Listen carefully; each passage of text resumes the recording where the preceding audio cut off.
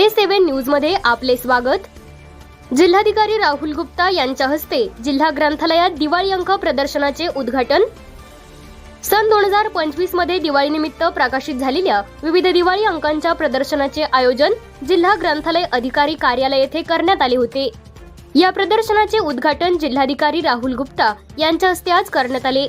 यावेळी ज्येष्ठ साहित्यिक अशोक अर्धापूरकर, मराठवाडा ग्रंथालय संघाचे अध्यक्ष खंडेराव सरनाईक, जिल्हा ग्रंथालय अधिकारी आशिष ढोक, संतोष ससे, मिलिंद सोनकांबळे, शंभूनाथ दुभळकर, मधुकर सावळे, वाचक व ग्रंथालय पदाधिकारी यांची प्रमुख उपस्थिती होती। या ग्रंथ प्रदर्शनामध्ये सुमारे 100 पेक्षा अधिक दिवाळी अंक उपलब्ध आहे।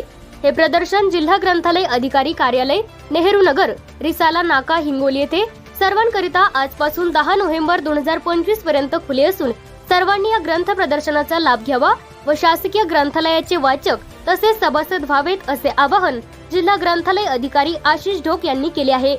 A7 न्यूज साठी अनिस अहमद, हिंगोली।